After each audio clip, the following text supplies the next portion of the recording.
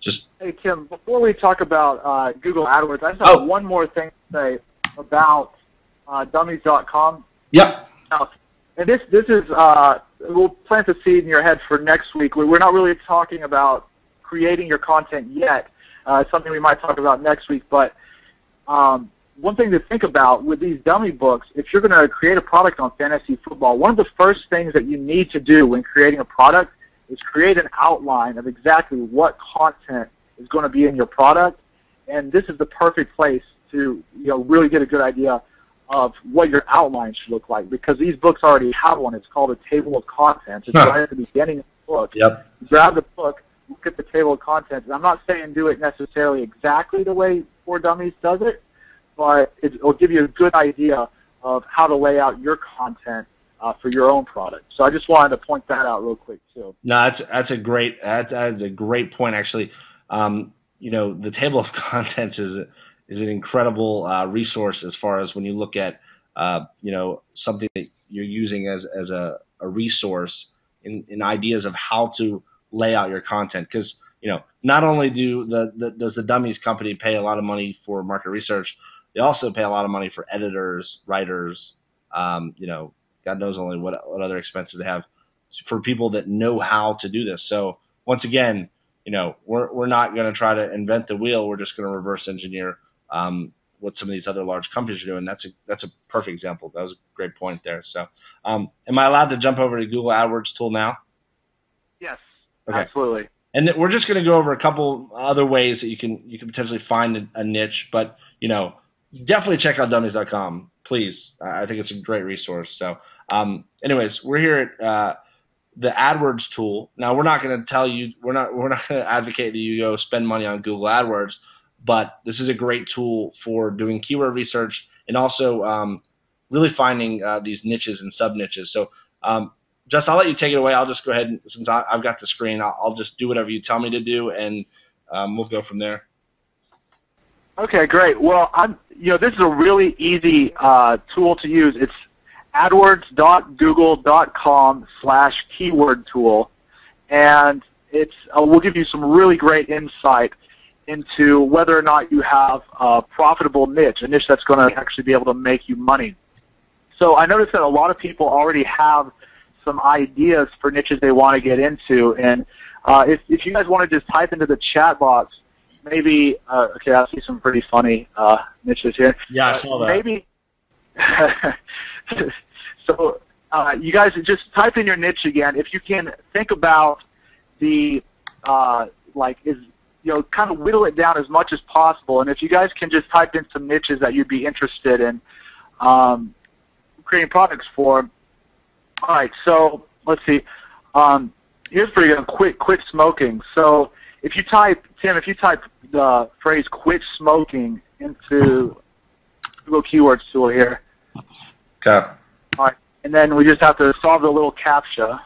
Which is always fun. So I hope I did that right. Let's see. Oh, good. I love it. Okay, I think I got it that time. Boom. There it is. All right, cool.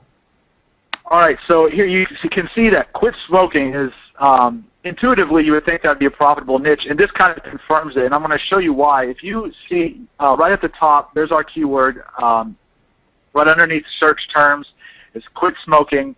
Now, if you look over underneath competition, it says there's high competition.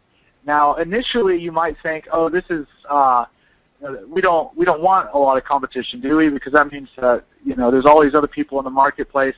And for our purposes of finding a niche that's profitable, this is actually a good thing, because this means, what this indicates to us, Google's telling us that there's a lot of competition on Google AdWords for the phrase quit smoking. That means that people are spending money to advertise to that keyword, quit smoking. So we know that this is probably a very profitable niche, because actually doing advertising on Google AdSense can get pretty expensive. So by using this tool to see that a lot of people are actually spending money on this, we know that other companies are probably making quite a bit of money by targeting that keyword, because they're able to monetize it, because there is a market there. So we want to make sure when we're choosing our when we're choosing our niche, that the competition is not low. There's three different metrics that'll come up. It's either low, medium, or high. If it's low, then it's probably a good indicator that this might not be a profitable niche. Even if a lot of people are searching for it, people might not necessarily be paying money for it. But since there's high competition for this, we know that this is a niche that, and we're going to talk about the searches over here to the right in just a second. But we know that because it's high competition, that means that there's a lot of money to be made here. Now, there's two types of searches you see, search results searches, and there's global monthly searches and local monthly searches. So which should you be paying attention to? Well, that depends. Are you targeting the entire world, first of all? And secondly, are you targeting just one country? Like right now, we're targeting the United States because that's where we're searching from. So this is the difference right here. Global monthly searches simply means this is the average searches per month over the past 12 months worldwide. So all of the searches worldwide average down into monthly searches. That's what global monthly searches is. Local monthly searches is here in the United States, 368,000 people roughly have searched the phrase "quit smoking" in the United States in the past month. So that's just the difference between those two. So we want to look at two things here. First of all, competition. Is it medium or high or low? I mean, if it's low, we want to like think about maybe targeting a different niche. But high competition or medium competition is good, and then the total number of searches. Now, this is a ton of searches, but we want to make sure that there's probably, at the very minimum, at least, if it's, I would say 20,000 local searches per month or more. More is better, but we want to say probably at least 20,000. If it's something like, 700 or 1,600 searches, that might be a niche where there is money to be made, but it's probably, there's not a lot of people searching for it. And there's just so many different niches that we could target.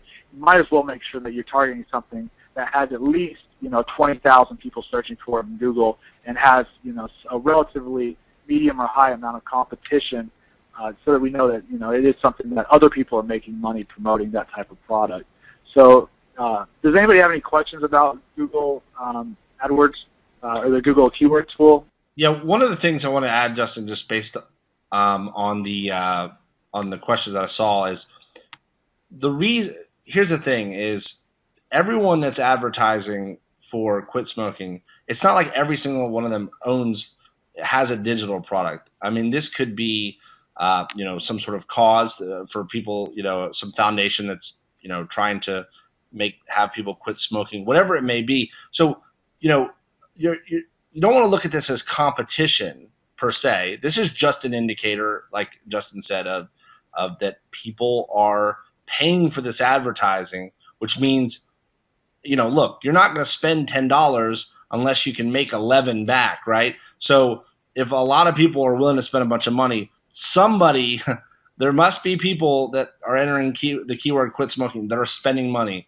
one way or another. And so, one of the things too is that we will teach later on in the training is, you can partner up with some of these people that are already established. If you have a complementary product, some of these sites that are already established, whether it be on the paid advertising or, they rank for SEO, is, you can partner up with them and make them your affiliate. And that's something that's really, really powerful, and you can do in every niche you can possibly think of. So not all the time do you, one of the things I see a lot of people asking is, what do I do about, how do I get traffic to my product? And we're going to talk about how to get tons of affiliates later on. This is more just focused on picking the niche. But just keep in mind that don't be scared of this competition. This is a good thing. This means people are spending money, and it also means that potentially we've got a lot of partners that get a lot of traffic that would love an affiliate percentage of our product. So